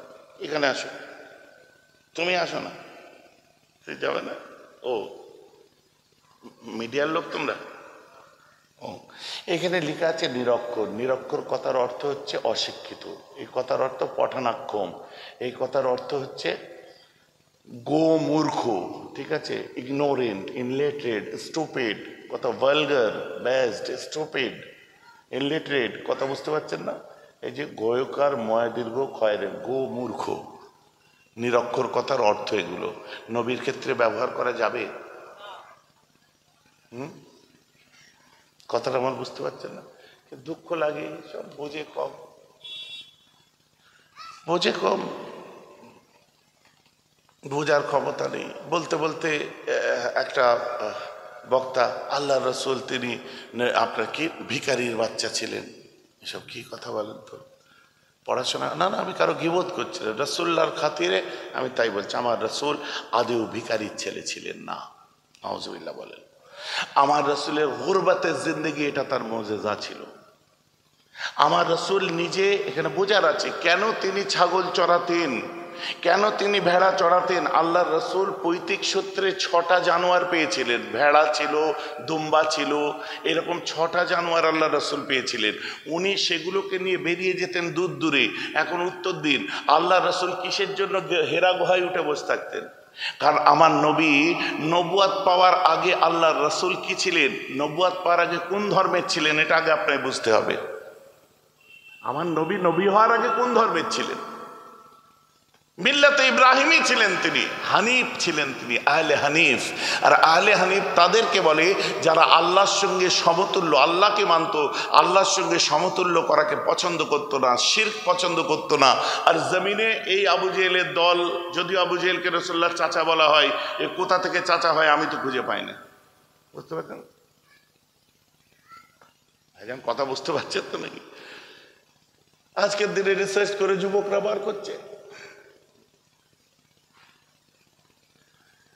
যাক আমার মুসলমান, এরা সব আপনার অগ্নি পুজো করতো। আমার নবী পছন্দ করতেন না, পাহাড়ে উঠে বসে থাকতেন, কখনো নিজের জানোয়ারগুলোকে নিয়ে চড়াতে বেরিয়ে যেতেন। ওই সময় আম্মা খাদিজার 15টা জীবজন্তু ছিল। আমার রাসূলই খেয়াল রাখতেন, আবার চলে যেতেন, এদিকে আসতেন না। আম্মা জানের ঘরেও কখনো রয়ে যেতেন। 15 বছর বয়স আমার রাসূল এইভাবে 10টা বছর কোনো রকমে কাটাবার পরে আম্মা জানের সঙ্গে আমার রাসূলের বিয়ে হলো। বুঝতে পারছেন? আম্মাকে জিজ্ঞেস করা হচ্ছে, আল্লাহ রসুল কেমন গো? মোহাম্মদ মানুষ কেমন? মোহাম্মদ মানুষ কেমন? তখন আম্মা ওই সময় বলছে, মোহাম্মদ বলছে 10 বছর আমার কাছে থেকেছে, কোনোদিন আমার চোখের দিকে তাকিয়ে দেখে। বলুন না সুবহানাল্লাহ। আমার বাড়িতে 10 বছর থেকেছে। আমার নবী ওদিকে গেলেই ঝামেলা। আর আম্মা খাদিজাও ছিলেন হানিফ, আহলে হানিফ। বলেন না সুবহানাল্লাহ। উনিও সেই পছন্দ করতেন না। তো জায়গার জায়গা ঠিক মিলবেই, এটা নিয়মের কথা। ফ্যাক্ট হচ্ছে এইখানে উনি হেরা গুহায় উঠে যেতেন, কারণ ভালো লাগতো না এসব জিনিস, এইসব অগ্নি পুজো টগ্নি পুজো, এই সেই লাত ও জাত মানা থাবর, এদের সব দিয়ে এইসব মানে সিস্টেমগুলো নবীজির পছন্দ হতো না। ব্যাপার তো বুঝতে হবে। তো আমার রাসূল এই নিরিখে বিচার করে, কিন্তু হজরতে নবী করিম সাল্লাল্লাহু আলাইহি ওয়াসাল্লামের আব্বাকে ছিলেন জানেন? আব্দুল্লাহ। আব্দুল্লাহ কি জানেন? আব্দুল মুত্তালিবের ছেলে। আব্দুল মুত্তালিব কে জানেন? যিনি জমজম কুয়া খনন করে, মানে রিকনস্ট্রাক্ট করতে, খনন করতে, আবার সংস্কার করতে গিয়ে একটা সোনার হরিণ পেয়েছিলেন আর একটা সোনার তলোয়ার পেয়েছিলেন। উনি অগাধ সম্পদের মালিক ছিলেন। আর হজরতে আমার নবীজির দাদাজি আব্দুল মুত্তালিব, উনি মক্কায় এসেছে একমাত্র নবীজির সম্পত্তি রক্ষা করার জন্য। কারণ হাশেমের কোনো সন্তান ছিল না। আর হাশেমের দ্বিতীয় স্ত্রীর বাড়ি ছিল মদিনা শরীফ, ইয়াসরিব, ওইখানে বিয়ে করেছিলেন। যখন হাশেম মারা গেল সিরিয়াতে, তখন খবর আসলো, যখন নবীজির আপনার কি বলে হাশেমের আর এক ভাই ছিল মুতালিব, বুঝলেন? আর এক ভাই ছিল মুতালিব। এই মুতালিব খোঁজ করতে করতে খোঁজ পেল যে তার বড় ভাই হাশেমের একটা স্ত্রী আছে মদিনায়, তো সেখানে আর তার একটা ছেলে আছে, ছেলেটার নাম হলো সাইবা। সাইবা মানে শুভ্র, খুব সুন্দর দেখতে। ওই সময় মদিনায় চলে গিয়ে ভাবিকে বলছে, ভাবি যান বাচ্চাটা দিন, এই দিন সেই দিন। দিতে চাইনি, বলে আমার স্বামীর স্মৃতি আমি দেবো কেন? বলছে আপনি কি জানেন ওই বাচ্চাটা আল্লাহর কাবার মুতল্লি হবে, অগাধ সম্পদের মালিক হবে। ওই বাচ্চাটা বিশাল সম্পত্তি আছে জানেন, আর কাবার মুতল্লি হবে। কারণ একমাত্র আলী হাদিস সালতানাত আপনার হাসেমের ছেলে যে তখন ওই সাইবাকে দিল। সাইবাকে যখন মক্কায় নিয়ে এলো, কে নিয়ে এলো? চাচা মুতালিব, হাসেবের ভাই, মানে সাইবার চাচা, তাই তো নাকি? মুতালিব যখন মক্কায় নিয়ে আসলো, সবাই বলছে এত সুন্দর ছেলে, এত সুন্দর ছেলে, এত সুন্দর ছেলে। কে এটা? ওর মধ্যে কেউ কেউ বলে ফেলেছে নতুন গোলাম এনেছে মুতালিব। তখন গোলামকে আরবিতে বলে আব্দ, আর মুতালিবের গোলাম আব্দুল মুত্তালিব। সাইবা থেকে উনি আব্দুল মুত্তালিব হলেন। ওনার আসল নাম সাইবা, কিন্তু মুত্তালিবের গোলাম বলে ওনাকে ডাকা হতো। মুত্তালিব ছিল হাসেবের ভাই, এই সাইবার চাচা, মানে এই আব্দুল মুত্তালিবের চাচা, বুঝতে পেরেছেন? সেই থেকে নবীজির দাদু সাইবা থেকে আব্দুল মুত্তালিব হলেন, কাবার দায়িত্ব পেলেন। 10টা সন্তান চেয়েছিল। 10টা সন্তান চাওয়ার পরে বলল যে আমার যদি 10টা সন্তান দাও, আমি একটা সন্তান আল্লাহ তোমার নামে জবাই করে দেবো। যখন সব ঠিক করলো, করার পরে আমার নবীজি মায়ের পেটের চাচা, এক মায়ের পেটের 3 জন, আব্দুল্লাহ, আবু তালেব আর আমির হামজা, বুঝতে পেরেছেন? এখন 10টা ছেলে কাগজ দিয়ে ফেলেছে, যার নাম উঠবে তাকে জবাই করবে। নামটা উঠলো কার? আব্দুল্লাহ, সব থেকে ছোট ছেলে, নবীজির আব্বার নাম উঠলো। বলছে হাই রে, আমার এই বাচ্চাটার নাম উঠলো। তখন আব্দুল মুত্তালিব, ওনার আর এক ছেলে আবু তালেব, হযরত আলীর আব্বা, ওনার সঙ্গে যুক্তি করলো, এখন কি করা যায় রে, আব্দুল্লাহর নাম উঠেছে। বললো মুফতিকে জিজ্ঞেস করি, বা যারা ফতোয়া দিতে জানে, মুফতিকে জিজ্ঞাসা করলো। মুফতি বললো যে এক কাজ করুন, আব্দুল্লাহ লিখুন, 10টা উট লিখুন। 10টা উট উঠলে উট, আব্দুল্লাহ উঠলে আবার 20টা উট। আবার যদি না উঠে, এইভাবে একদিকে আব্দুল্লাহ, 10টা উট, নাম উঠলো আব্দুল্লাহ। আবার উট বাড়ালো 20টা, নাম উঠলো আব্দুল্লাহ। উট বাড়ালো 50টা, নাম উঠলো আব্দুল্লাহ। উট বাড়ালো 70টা, নাম উঠলো আব্দুল্লাহ। উট বাড়ালো 100টা, নাম উঠলো উট। 100টা উট কুরবানি দিয়েছিল। যদি ভিখারি হয় 100টা উট কুরবানি দিতে পারত? আমার কথা বুঝতে পারছেন তো নাকি? দেখুন, আমি এইসব বই গিবত টিবত করতে পছন্দ করি না। রাসূলুল্লাহ সওয়াল আসলে যে ব্যাপার সেটা খণ্ডন করে দিই। ব্যক্তিগতভাবে আমি কোনো কথা বলি না, কারণ আমি ওই লেভেলে আমি যেতে পারবো না। এ ছোট কাজ আমার দ্বারা হবে না। মানুষকে খারাপ বলা, এই বলা, এই আরে, কথা বুঝতে পারছেন না? আমি কিভাবে চলবো না চলবো, কার সাথে চলবো কার সাথে চলবো না, that is my personal matter. ওখানে নাক গলাবেন না, কথাটা বুঝতে পারছেন? তার মানে আমি আপনার সঙ্গে চলবো না বলে, আমি পছন্দ করব না বলে আমি আপনাকে ব্যক্তিগতভাবে আমি অ্যাটাক করতে পারবো না। ওটা আমার আব্বা আমার শেখায়। আমি পীরের ছেলে অনেক পরে, আমি আলেমের ঘরে আগে জন্মেছি। আমার দাদু পীর অনেক পরে, আগে মুফতি আজম। বুঝতে পারছেন কি পারছেন না?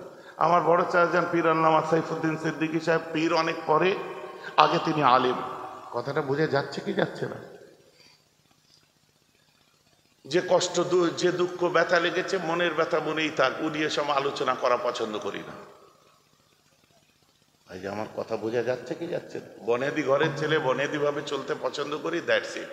আর অত দুঃসময় আসেনি যে বগলে ক্র্যাচ দিয়ে আমাকে চলতে হবে, আবার বাঁশের ক্র্যাচ। আমার বাঁশের ক্র্যাচ চলে না। 100টা বাঁশে আমার কিচ্ছু হবে না, একটা স্টিলের রড আমার জন্য যথেষ্ট। খারাপ লাগছে নাকি আমার কথা শুনতে? রাগ করলে হবে না গুরু, কথা বুঝতে হবে। সিজনাল অ্যান্ড রিজিওনাল অনেক কথাবার্তা কানে আসে, আবার পরে আবার সব ওভাবে বহুত দিন ধরে আমরা এইসব ফিতনা ফাসাদ শুনছি। নিজেরও দূরে থাকি, আপনিও দূরে থাকুন। ভাইজান কথা বুঝতে পারছেন তো? ফ্যাসাদ, ফিতনা ফাসাদ থেকে দূরে থাকুন। কারণ আমাকে সারা বিশ্বের বিভিন্ন কোণায় যারাই আছে, ইন্ডিয়ার বিভিন্ন প্রান্ত, বাংলার বিভিন্ন প্রান্ত আমি ঘুরে বেড়াই। আমাকে শুধু ওই বাদুড়িয়ার মধ্যে আর বেড়াচাপার ইন্টিরিয়ারে কতগুলো এলাকায় ঘুরতে হয় তা নয়, আর এর মধ্যে আমি সীমাবদ্ধ নই। ভাইজান আমার কথা বোঝা যাচ্ছে কি যাচ্ছে না?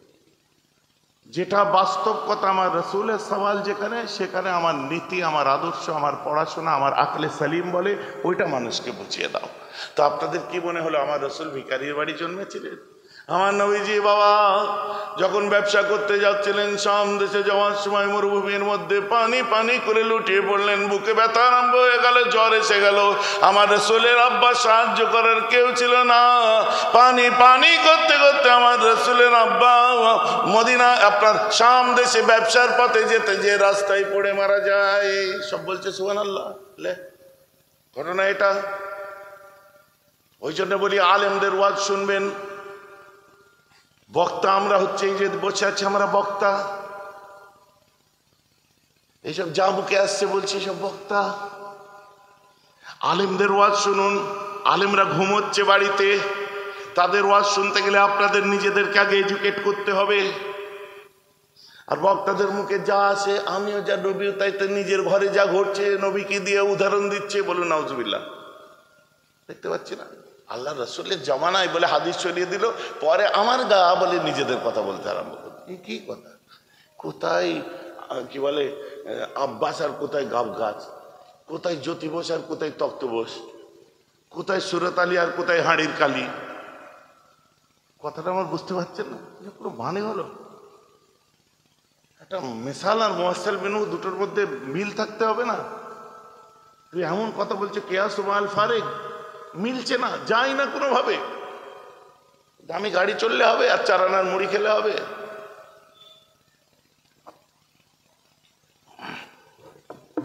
দামি গাড়ি চড়তে গেলে দামি খাবারও খেতে হবে। কথা বুঝতে পারছেন?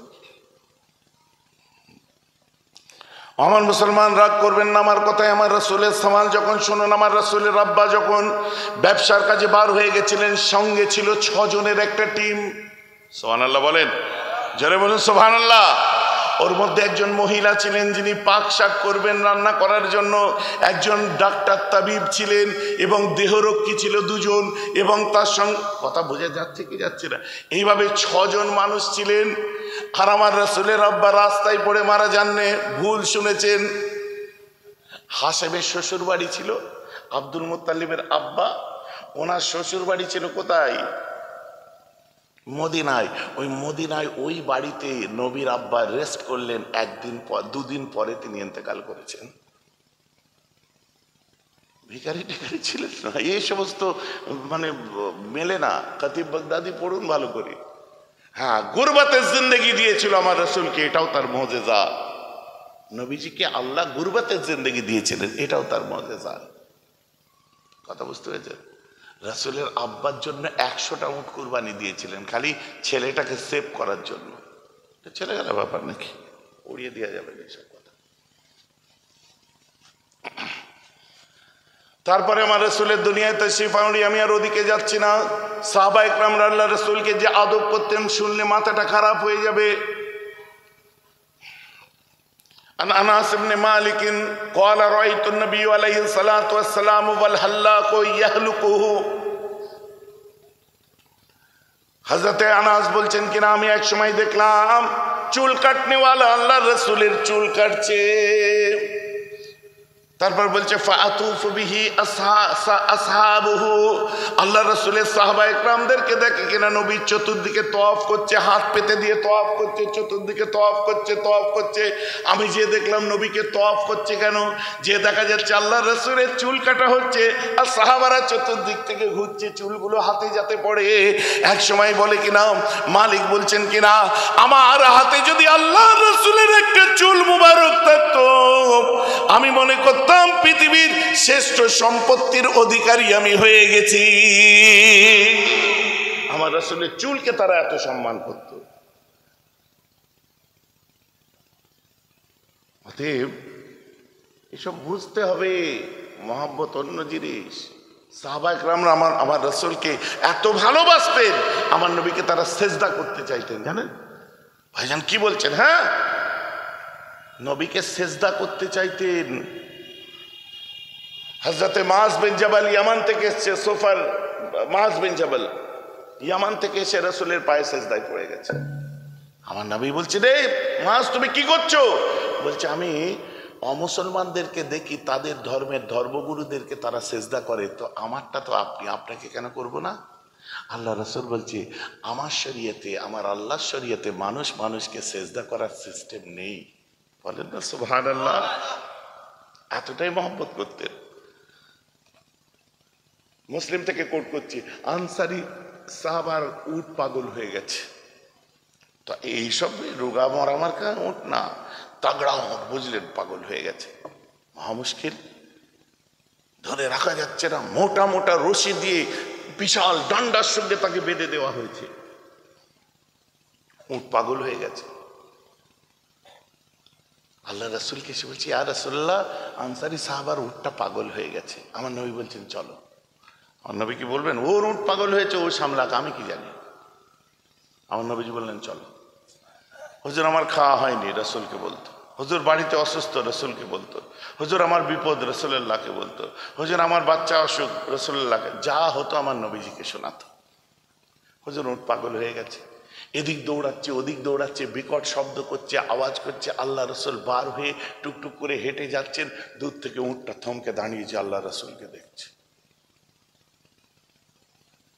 নবী হুজরা থেকে বেরিয়েছে, উটের চোখ আর অন্যদিকে ঘুরে নেই, ডাইরেক্ট নবীর দিকে। আল্লাহ রসুল যখন উটের দিকে আগিয়ে যাচ্ছে, বাচ্চা ছেলের মতো চার পায়ে একই জায়গায় দাঁড়িয়ে উটটা নাচতে আরম্ভ করে দিয়েছে। আবার মানুষের মধ্যে আল্লাহ রসুল যখন একটু হারিয়ে মতো গেছে, উটটা আবার এভাবে দেখছে, যে পাগলের মতো পিছন দিকে চলে গেছে, আবার সামনে আসছে, আবার আল্লাহ রসুলকে দেখতে পেয়েছে, কাছাকাছি এসেছে, আবার উটটা দাঁড়িয়ে গেছে। দাঁড়িয়ে যে নবীকে দেখে আনন্দে আবার নাচতে আরম্ভ করে দেয়, সুবহানাল্লাহ বলুন না, আনন্দে নাচতে আরম্ভ করে দেয়। সাহাবারা বলছে হুজুর ওর কাছে যাবেন না, গেলে আপনাকে আক্রমণ করে দেবে, কামড়ে দেবে, আপনাকে আঘাত করে দেবে। আল্লাহ রসুল বলে না, কোনো চিন্তা করো না, আমি ওর কাছে যাবই। বলে আমার রসুল যখন উটটার আস্তে আস্তে কাছে যায়, উটের কাছে যে আমার রসুল উটের গলার বেঁকা যে ভাব থাকে, উটের ওই নিচেটাই আমার রসুল যে আস্তে করে উটটাকে ধরেছে, উটের দুই চোখ দিয়ে পানি পড়ছে, আমার রসুল ধরে হাত বলিয়ে দিয়ে একটু পিছিয়ে এসেছে। উটটা সামনের দুটো পাকে নিচু করে বসে পড়ে, বসে উট নিজের মাথাটা সরাসরি যে আমার রসুলের কদমেতে সেজদা দিয়ে দেয়। বলে না সুবহানাল্লাহ। ওই জন্তু জানোয়ার গুলো রসুলের মর্ম বুঝলো। সাহাবারা বললেন ইয়া রাসূলুল্লাহ, ওর তো আকেল নেই, ও তো জানোয়ার, ও যদি জন্তু হয়ে আপনাকে সেজদা করতে পারে, আমরা আশরাফুল মখলুকাত, আমরা কেন করব না? আমার নবী তখন বলেছিলেন, ওগো আল্লাহর শরিয়তে, আমার শরিয়তে মানুষ মানুষকে সেজদা করার কথা নাই, কোনো মানুষ মানুষকে সেজদা করা যাবে না বলে একটা কথা বলেছিলেন। যদি কাউকে সেজদা করা চলতো, আমি নবী বলতাম দুনিয়ার মেয়েগুলো যেন তাদের স্বামীগুলোকে সেজদা করে, কিন্তু আমার শরিয়তে সেজদা করার সিস্টেম নেই। দেখবেন ভাইরা, আমার বাড়ি যেয়ে বলবেন না ভাইজান কি ওয়াজ করলে দেখলে তো, বলার দরকার নেই। এটা একটা প্রপার লিডারশিপের জন্য আমার নবী বলেছিলেন। যাই হোক, কটা বাজে? মাশাআল্লাহ, দেখতে দেখতে 12টা 10 হয়ে গেছে। এবার আস্তে আস্তে বিদায় নেওয়ার দিকে যাব। টেনশন নেবেন না যে আপনার লেট, যতটা টাইম লেট হয়েছে ওই টাইমটা কভারও হয়ে যাচ্ছে, আপনাদের ঘাবড়াবার দরকার নেই, কভার করি আমি নামবো। ভাইজান বুঝতে পেরেছেন তো নাকি? আমার রাসূলের উপর সালামের নজরানা পেশ করব। তারপর হ্যাঁ, তো সার কথাই কি বললাম, এই যে মহাব্বতটা দেখছেন, এই ভালোবাসা আপনার ইবাদতের মধ্যে যদি যান না, হাকিকাতে ইবাদত করনেওয়ালা যদি না হন, এই মহাব্বত যদি না থাকে, আপনি শুধু বাস্তবটা মেনে নিয়ে রুকু করলেন, সেজদা করলেন, নামাজ পড়লেন, কপালে দাগ পড়লো, নামাজ পড়েছেন আপনি নামাজি হয়ে গেছেন, রোজা রেখেছেন আপনি রোজদার হয়ে গেছেন, হজ করেছেন হাজি হয়ে গেছেন, যাকাত দিয়েছেন দানবীর হয়ে গেছেন, গাড়ি চালিয়েছেন ড্রাইভার হয়ে গেছেন, রান্না করেছেন বাবুর্চি হয়ে গেছেন, আপনি কাপড় সেলাই করেছেন দর্জি হয়ে গেছেন, ইট গেঁথেছেন রাজমিস্ত্রি হয়ে গেছেন, বোঝা যাচ্ছে না? দোকান চালিয়েছেন দোকানি হয়ে গেছেন, আর এই দোকানেই মশলা বিক্রি করে আপনি দোকানি হলেন। আর বোম্বাইয়ের মশলা বিক্রি করে দোকানি নয়, ধীরুভাই আম্বানি হয়েছে, কিন্তু ওর প্রথম ব্যবসা মশলা ছিল। আপনি রান্না করে বাবুর্চি রয়ে গেলেন, আর একজন রাজু দেখুন বিশ্ববিখ্যাত ওয়ার্ল্ড নাম্বার 1 শেফ হয়ে গেল সঞ্জীব কাপুর। আপনি কাপড় সেলাই করে দর্জি রয়ে গেলেন, আর একটা দর্জি দেখুন কাপড় সেলাই করে মনীষ মালহোত্রা ফ্যাশন ডিজাইনার হয়ে গেল। আপনি গাড়ি চালিয়ে ড্রাইভার রয়ে গেলেন, আর একটা ড্রাইভার গাড়ি চালিয়ে ফর্মুলা 1-এ চান্স পেয়ে গেল। আপনিও চায়ের দোকানে চা বেচে চাওয়ালায় রয়ে গেলেন, গুজরাটের চাওয়ালা ভারতের প্রধানমন্ত্রী হয়ে গেল। কথাটা আমার বুঝতে পারছেন? কোন দুধের চা করেছিল গো? আমি বলতে চাচ্ছি, আমি আপনি নামাজি পড়ে নামাজি রয়ে গেলাম, বগদাদের আব্দুল কাদের নামাজ পড়ে গাউসুল আজম হয়ে গেল। আমি আপনি নামাজি রয়ে গেলাম, আজমিরের মঈনুদ্দিন নামাজ পড়ে গরিবে নামাজ হয়ে গেল। আমি আপনি নামাজি রয়ে গেলাম, ফুরফুরার মুজাদ্দেদে জামান নামাজ পড়ে গাউসে দাওরান হয়ে গেল। আমার 5 দাদু নামাজ পড়ে নামাজি আপনার আল্লাহওয়ালা হয়ে গেলেন। আমি আপনি নামাজ পড়ে নামাজি রয়ে গেলাম, বসিরহাটের জমিনে শুয়ে আছে আল্লামা রুহুল আমিন রাহমাতুল্লাহি আলাইহি, নামাজ পড়লেন, আল্লাহর ওলি হলেন, ইতিহাস রচনা হলো। জোরে বলুন সুবহানাল্লাহ। ভাই যে আমার কথা বোঝা যাচ্ছে? এখন নামাজ পড়ে নামাজি হয়ে লাভ নেই, ওটা বাস্তবে নামাজ পড়ছেন। এই নামাজের মধ্যে মহাব্বতের জান যদি না থাকে, আপনি আল্লাহওয়ালা হতে পারবেন না। আমার গল্প শেষ। এখন নবীজির উপরে একটু সালামের নজরানা পেশ করে বিদায় দেব। ইয়া নবী সালাম আলাইকা, ইয়া রাসূল সালাম আলাইকা, ইয়া হাবিব সালাম আলাইকা, সালাওয়াতুল্লাহ আলাইকা, ইয়া নবী সালাম আলাইকা, ইয়া রাসূল, ইয়া হাবিব সালাম আলাইকা, সালাওয়াতুল্লাহ আলাইকা, আনতা শামসুন আনতা বাদরুন আনতা নূরুন ফাওকা নূরি, আনতা ইকসিরু ওয়া গালিব, আনতা মিসবাহুস সুদুরি, ইয়া নবী সালাম আলাইকা, ইয়া রাসূল সালাম আলাইকা, ইয়া হাবিব সালাওয়াতুল্লাহ আলাইকা, ইয়া হাবিব, ইয়া মুহাম্মদ, ইয়া আরুসাল খাফিকাইন, ইয়া মুআইয়্যিদ, ইয়া মুমাজ্জদ, ইয়া ইমামাল কিবলাতাইন, ইয়া নবী সালাম আলাইকা, ইয়া রাসূল, ইয়া হাবিব সালাম আলাইকা, সালাওয়াতুল্লাহ আলাইকা, তালা আল বদরু, সবাই মিলে তালা আল বদরু মিন সানিয়াতিল ওয়াদাই ওয়াজাবা শুকরু, مدى لله داعي، طلع البدر علينا من ثنية الوداع وجب الشكر علينا، مدى لله داعي، يا حبيبي يا محمد يا نبي سلام عليك، يا رسول سلام، يا حبيب سلام عليك، صلوات الله عليك، يا رب سلم وسلم دائما ابدا على نبيك خير خلق भेजे रब रे दरूद सलाम बरगुज़ीदा नबी पर अपना मुदाम वलगल होला।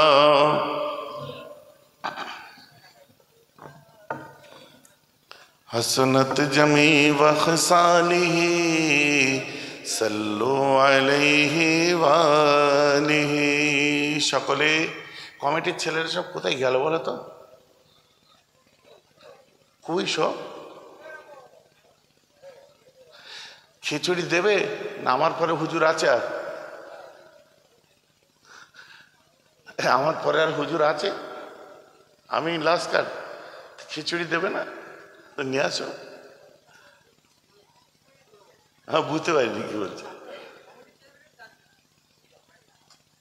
আচ্ছা, বাকি আউট মানে বুঝতে পারিনি।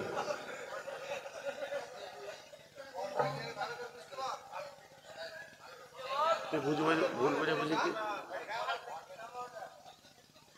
সকলে বিসমিল্লাহর সঙ্গে ফাতিহা শরীফ, ইখলাস শরীফ, দুরূদ শরীফ।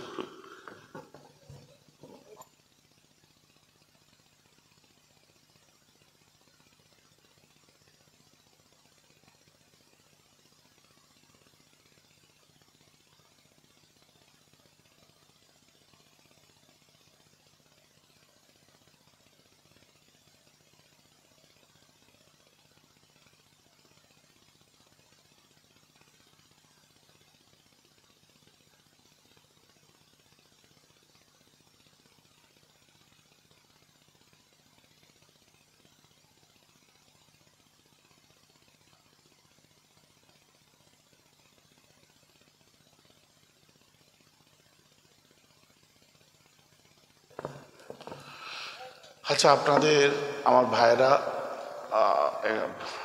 ছেলে পেলে কম হয়ে গেছে, এদের সঙ্গে হাত মিলিয়ে কেউ একটু সাহায্য করবেন আপনারা? হ্যাঁ, দু একজন উঠে একটু ওদের সঙ্গে হাত মেলান, বুঝলেন? বাবু, তোমরা খিচুড়িটা নিয়ে এই পর্যন্ত দিয়ে দাও, বাকি আমি দেখে দিচ্ছি। ওকে, এই পর্যন্ত নিয়ে চলে আসো। বহু জিনিস বাংলাদেশে দেখতে পেতাম, বুঝলেন, এখন আমাদের এখানে দেখতে পাচ্ছি, বড় মুশকিল।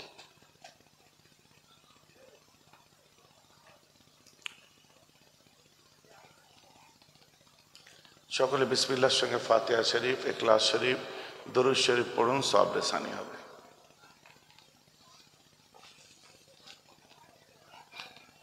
আচ্ছা,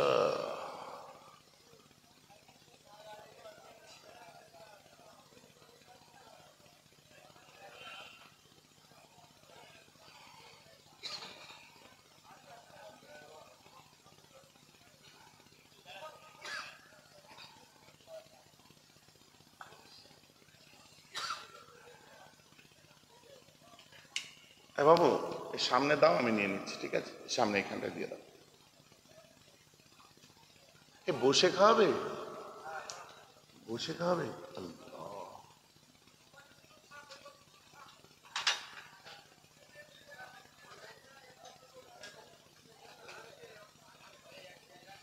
এক জায়গায় নিয়ে চলে আসো। আল্লাহ তোর চোখের মধ্যে শিখ ঢুকিয়ে দেবে। এক ওয়াক্ত নামাজ কাজা করবে, 80 হুপ্পা জাহান্নামের নিচে যেতে হবে। এক হুপ্পা মানে 2,88,00,000 কত কত আর হিসাব নেই আমার কাছে। এসব ওয়াজ শুনেছেন তো নাকি?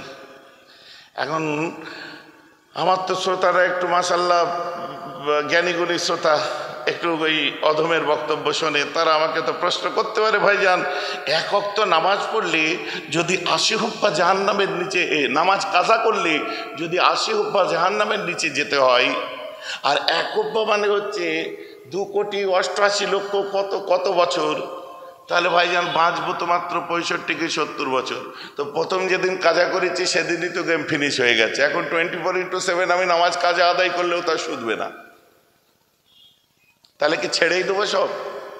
যদিও এই হাদিসটা সম্পর্কে ওলামাদের মত আছে, সকলে এটাকে গ্রহণ করেননি, বুঝতে পারছেন? এমনকি জাকারিয়া সাহেব দেওবন্দের তিনিও এটাকে গ্রহণ করেননি। হাদিসের সনদগত দিক থেকে অনেক গরমিল আছে। এখন আমরা তো গুনার গাড্ডায় পড়ে আছি, আমাদের আঙুল ধরে তুলবে কি? উল্টে দেখুন ওয়াজ যা হচ্ছে, ওই দিক দিয়ে ছেলেগুলো পালাচ্ছে, বলছে ওরে বাপরে জিভ টেনে ছিঁড়ে নেবে, বলছে পেটে রড ঢুকিয়ে দেবে, চোখের মধ্যে শিখ ঢুকিয়ে দেবে, আল্লাহ বলছে যে এই করবে সেই করবে। তো সেই ওয়াজ শুনতে ভালো লাগে না, যত ভয় লাগবে কি লাগবে না? কারণ ওই জগৎটা সম্পর্কে আমরা সকলেই একদম অন্ধ। ওই দুনিয়ায় কি হবে কেউ বলতে পারে না। আরে মহা মুশকিল কাণ্ড। আর বলবে না, যে বসবি আর বলবে না। ফের কিছুক্ষণ পরে বসেছে, আবার হুজুর আরম্ভ করেছে,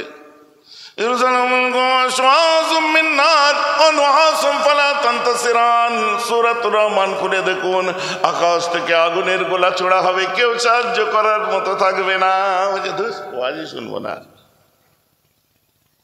ওই রাস্তার উপরে উঠে যে এরকম কোমরে হাত দিয়ে দাঁড়িয়ে আছে, এ যে বলছে কি রে ওয়াজ শুনবে নি? বলছে এরকম এমন বলছে জিপ ছিঁড়ে নেবে, আকাশ থেকে বোম মারবে। আল্লাহ কি গুন্ডা নাকি?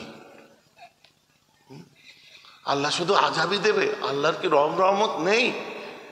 এসব কি ওয়াজ হচ্ছে? আমরা এমনি গুনায় ডুবে গেছি। শুনুন,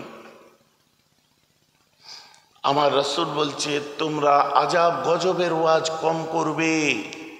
সাহাবা ইকরামদের বলছে তোমরা আমার উম্মত গুলোকে আজাব গজব শাস্তি বিধান জাহান্নাম আল্লাহর জব্বারি কাহারি রূপ নিয়ে বেশি ওয়াজ করো না, কারণ আমার আল্লাহর গজবের থেকে রহমতের হাতটা 70,000 গুণ লম্বা। বলুন না সুবহানাল্লাহ। তো বেশি বেশি করে রহমতের কথা বলবে, কারণ আল্লাহর রহমতের দরিয়া থেকে এক ফোঁটা তুলে দিলে আল্লাহর কিছুই কমে যাবে না, কিন্তু ওই এক ফোঁটা পানি দ্বারা সারা পৃথিবীর গুনাহগারের গুনাহগুলো ধুয়ে যাবে। আর আমার আল্লাহ বখিল নয়, নাউজুবিল্লাহ। আমার আল্লাহ কঞ্জুস নয়। আমরা গুনাহ করে ফেলেছি, এখন কি করা যাবে? মাপ চাইতে হবে। ফাইন তাবা, রাসূলুল্লাহ বলছে একই কথা, ফাইন তাবা ওয়াস্তাগফারা সুকিলা কলবুহু। ব্যক্তিটা যদি তওবা করে, মানে ভুল স্বীকার করে আর আল্লাহর কাছে গৃহজারি করে মাপ চাই, আমার রাসূল বলছে ওই মানুষটির অন্তর থেকে গুনার কালিগুলো আবার মুছে অন্তরটা পরিষ্কার হয়ে যাবে। সার কথায় আমাদেরকে তওবা করতে হবে। কেউ সাধু সাজার কিচ্ছু নেই। হ্যাঁ, আমি 5 ওয়াক্ত নামাজ পড়ি, গুরু 5 ওয়াক্ত নামাজ পড়ি, নামাজ পড়িছেন বলে ইসলাম পালন করে ফেলেছেন, ভুলে যান না। আমি রোজা রাখি, রোজা রেখেছি মানে ইসলাম পালন করে ফেলেছি, ভুলে যান। হজ করি, হজ করেছি মানে ইসলাম পালন করেছি, ভুলে যান। কারণ ইসলামের মধ্যে নামাজ, ইসলামের মধ্যে রোজা, ইসলামের মধ্যে হজ, ইসলামের মধ্যে যাকাত, ইসলামের মধ্যে তাসবিহ, ইসলামের মধ্যে তেলাওয়াত, ইসলামের মধ্যে আছে ইবাদত। আমার আপনার ইবাদতের মধ্যে ইসলাম আছে কি নেই, ওটা নির্ভর করছে আপনি মানুষটা কেমন। কথাটা ঠিক বলছি না ভুল বলছি গো? মানুষটা কেমন, আপনি নামাজ পড়ছেন, নামাজিটা কেমন, ওর ওপর নির্ভর করছে আপনার নামাজ হচ্ছে কি হচ্ছে না। ভাইয়ের হক মেরে, বোনের হক মেরে, এই মেরে সেই মেরে, লোকের কাছে দেনা করে, আজ নয় কাল, কাল নয় পরশু আমানতের খেয়ানত করে মাদ্রাসা চালাচ্ছে হিসাব নাই, মসজিদ চালাচ্ছে হিসাব নাই, সর্বনাশ। আর এদিকে নামাজ পড়ছি, রোজা রাখছি, কচু হবে, ওতে কিছু লাভ নেই।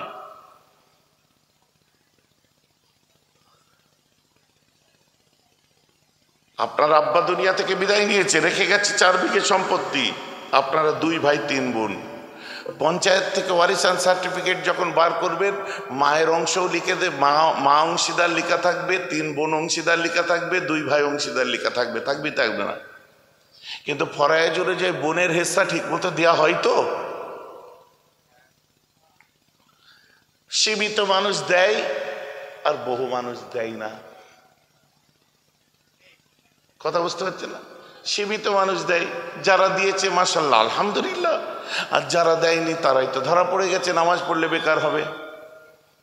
আমার রাসূল বলছেন কাম মিন কাইমিন লা ইয়াকুবু ইল্লা শাহরু ওয়া কাম মিন সাইমিন লা ইয়াসুমু ইল্লা জুআ। পৃথিবীর জমিনে বহু এমন নামাজি আছে সারা রাত ধরে নামাজ পড়বে, তাহাজ্জুদ পড়বে, চাশত পড়বে, আওয়াবিল পড়বে, সালাতুত তাসবিহ পড়বে, যত নামাজ সব পড়বে, কিন্তু আমি বিশ্বনবী মুহাম্মদ সাল্লাল্লাহু আলাইহি ওয়াসাল্লাম আমি বলে দিচ্ছি নামাজ হয় না তার।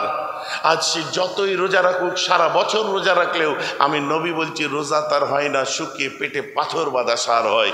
কেন তা হয় বলুন তো দেখি? মাথায় টুপি, মুখে দাড়ি, নামাজ কতই পড়ে, আর আল ঠেলার সময় দেখে জমি কেবল বাড়ে। ও নামাজি, তোমার পাশে আমার জমি আর আমার পাশে তোমার জমি 1.5 ফুটের আল, আর 6 ইঞ্চি হলো কি করে আগে বল, তারপর মসজিদে চল। বুঝতে পারছেন না? কেস গন্ডগোল আছে। আপনি বলবেন আল্লাহর করে আমি ঠেলিনি, আমি মুসলমান। আমি বলবো আল্লাহর করে আমি ঠেলিনি, আমিও মুসলমান। ভাইজান কথা বুঝতে পারছেন তো নাকি? আপনি বলবেন তুইও ফুরফুরা সিলসিলার, আমি বলবো আমিও ফুরফুরা সিলসিলার, তোরও মেজে হুজুরের মুরিদ, আমিও মেজে হুজুরের মুরিদ। তোরও যে খোদা আমারও সেই খোদা, তোরও যে রসুল আল্লাহর কিরে আমি কাটিনি, ও বলছে আল্লাহর কিরে আমিও কাটিনি। তো মাল ভূতে গেল কোথায়? জমির মালিক যখন আল দিয়ে বর্ষাকালে হেঁটে যায়, সার্কাস দেখাতে দেখাতে যায়, কোথায় কি কথা বুঝতে পারছেন কি পারছেন না? দিস ইজ ফ্যাক্ট, উড়িয়ে দেওয়া যায় না, আর রাগ করলে হবে না, ঘটনা ঘটছে।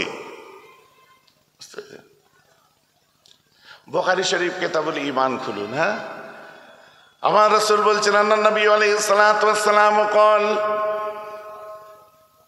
بايعوني على ان لا تشركوا بالله شيئا ولا تسرقوا ولا تزنوا ولا تقتلوا اولادكم ولا تأتوا ببهتان تفترونه بين أيديكم وأرجلكم ولا تعصوا في معروف أو كما قال عليه الصلاة والسلام رواه البخاري। বুখারীর রিওয়ায়াত কিতাবুল ঈমান হাদিস নাম্বার প্রথম খণ্ডে হাদিস নাম্বার 18।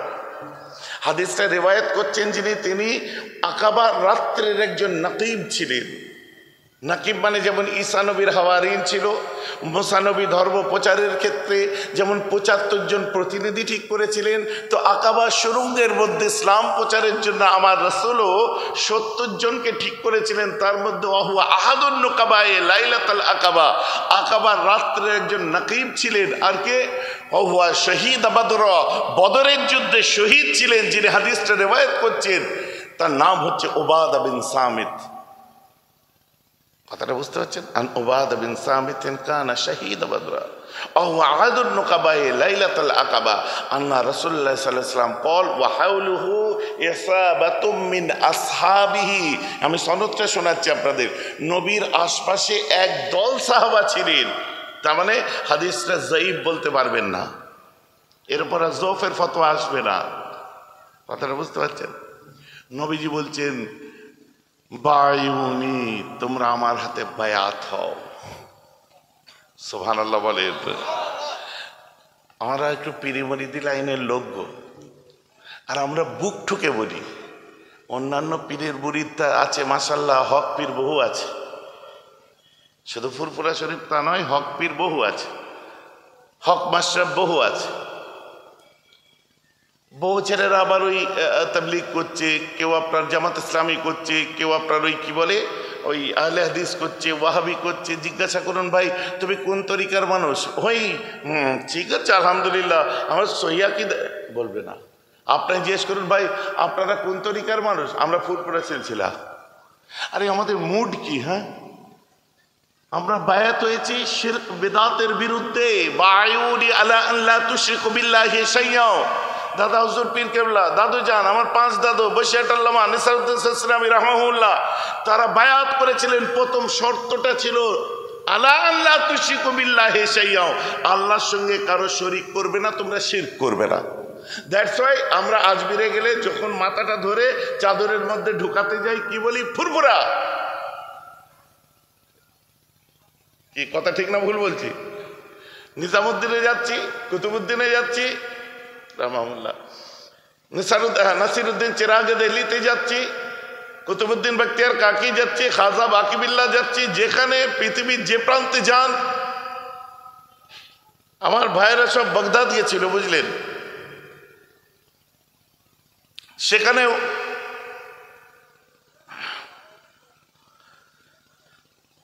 ফুরফুরা শরীফের একটা পেহচান আছে, জানে এরা শিরক বেদাত পছন্দ করে না। এমনকি যারা পীর ওলিয়া পীর মাশায়েখ মানে না, তারাও ওয়াজের মধ্যে বাংলাদেশে শুনতে পাবেন বলছে আমরা হক পীরের বিরুদ্ধে কোনো কথা বলি না, আমরা ফুরফুরা পীরের বিরুদ্ধে বলি না। সাইদি সাহেব ওয়াজ করেছে, শুনে নেবেন। কি শুনেছেন তো নাকি? আমাদের নসিব যে আল্লাহ আমাদেরকে সেই বাড়িতে সেই আপনার মাশরাবের মধ্যে সেই মানহাজ অনুযায়ী আমাদেরকে চলার তৌফিক দিয়েছে, বলুন আমিন। কথা বুঝতে হয়েছে? কি বলছেন আমার নবী? তোমরা আল্লাহর সাথে কারো, এটাকে বলা হয় বায়াতুল খুলুস। বায়াত হচ্ছে 3 প্রকার জানেন? এই যে বায়াত হওয়া বলে না, এই বিক্রি হওয়া বায়াত হওয়া, না না না। বায়াতের আবিধানিক অর্থ যাই হোক, কিন্তু বায়াত হওয়াকে আমার নবী বুঝিয়েছিলেন যেটা তোমরা অঙ্গীকারবদ্ধ হও, ওয়াদা করো। কথা বুঝতে পারছেন? যেমন যারা বায়তুল ঈমান হচ্ছে, অমুসলিম থেকে মুসলমান হচ্ছে, এটা বায়তুল ঈমান বলা হয় এক। দ্বিতীয় হচ্ছে বায়াতে রিদওয়ান, ওয়ালাকাদ রিদওয়ানুল্লাহি আলাল মুমিনিনা ইয ইউবাইউনি তাহতা শাজার। আল্লাহর কোরআন, গাছের নিচে বসে আমার রাসূল বায়াত করেছিলেন ফাতামা সুলহ হুদাইবিয়ার আগে। আর এইটা সূরা মুমতাহিনা নাজিলের পরে, মানে ফাতহ মক্কা হয়ে গেছে, এভরিথিং ইজ গোয়িং স্মুথ, চতুর্দিক শান্ত হয়ে গেছে। আমার রাসূল সাকিফায়ে বানি সাঈদাতে বসলেন, একটা ছাদ, ওখানে বসে সাহাবাদের বললেন, আসো তোমরা বায়াত হও, কি আল্লাহর সাথে কারো শিরক করবে না, ওয়ালা তাসরাকু, চুরি করবে না, ওয়ালা তাজলু, জিনা করবে না, ওয়ালা তাকতুলু আওলাদাকুম, সন্তানদেরকে মারবে না, মার্ডার করবে না, কতল করবে না, ওয়ালা তাতু বিবুহতানিন তাফতারুনাহু বাইনা আইদিকুম ওয়া আরজুলাকুম, কোনো মানুষের সামনে এক কথা আর পিছনে এক কথা, এক কথায় গীবত করবে না। বুঝতে পারছেন? ওয়ালা তাসাউ ফি মারুফিন, কেউ ভালো কাজ করলে সেখানে তার পিছনে লেগে কাটি করতে যাবে না। কমিটির ছেলেগুলো এর মধ্যে বসে আছে, হাত তুলে দেখাও। কমিটির ছেলেরা আছে এখানে? কমিটির কেউ নেই? কোথায় সব? কমিটির একটা ছেলে এখানে আসো।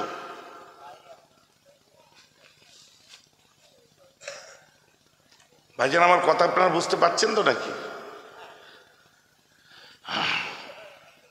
চলুন, কেন এই কথা আমার রাসূল বললেন?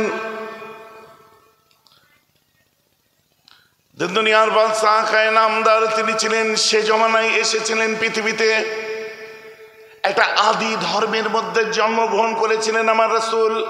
কি ধর্ম বললাম? আদি মানে অনেক পুরানো ধর্ম। এই যে আজকাল সব নতুন নতুন সব উঠেছে না, ইসলাম হচ্ছে পৃথিবীর সর্বকনিষ্ঠ ধর্ম, এই যে বলে না। আচ্ছা বলুন তো, আপনারা বলুন, জিজেস কোন ধর্মের প্রফেট? যিশু খ্রিস্টানদের, গুরু নানক পাঞ্জাবিদের প্রফেট, গৌতম বুদ্ধ বৌদ্ধদের, মর্যাদা পুরুষোত্তম হিন্দুদের। এখন তাদের যদি জিজ্ঞাসা করা হয় আদম কোন ধর্মের নবী, কি বলবে? ইসলাম। বলবে সুবহানাল্লাহ। তো আদম নবীর জমানাতে যে ধর্মটা ছিল ওটাও ইসলাম, নূহ নবীর জমানায় যে ছিল ওটাও, যে ধর্ম ছিল ওটাও ইসলাম। তামাম নবীদের জমানায় যে ধর্মটা ধর্মে তারা এসেছিলেন ওই ধর্মটার নাম হল ইসলাম।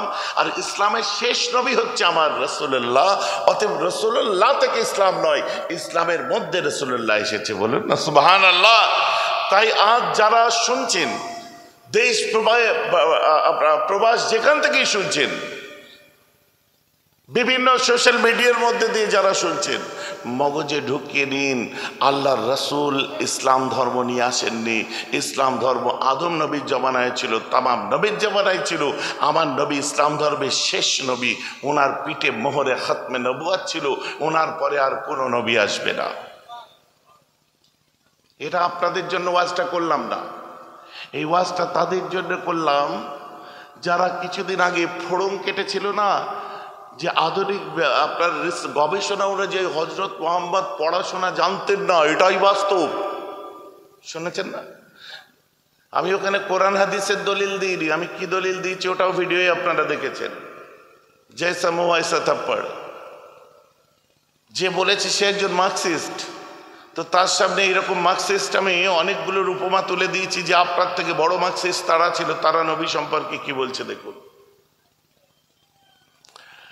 যুগে যুগে এমন এসেছে। এখন কথা হচ্ছে, আমার কথা খারাপ ভাবে নেবেন না, আপনার যত ইবাদত করেন না কেন, সব ইবাদতের জান মূল হচ্ছে আমার নবী প্রেম। আপনার মনের মধ্যে যদি রাসূলের ইশক না থাকে, নবী প্রেম না থাকে, আপনার ইবাদত হচ্ছে বালির বাঁধ। যদি বলেন কেন? এখন অনেকে বাস্তবের উপর ভিত্তি করে ইসলামকে বুঝাতে চাচ্ছে,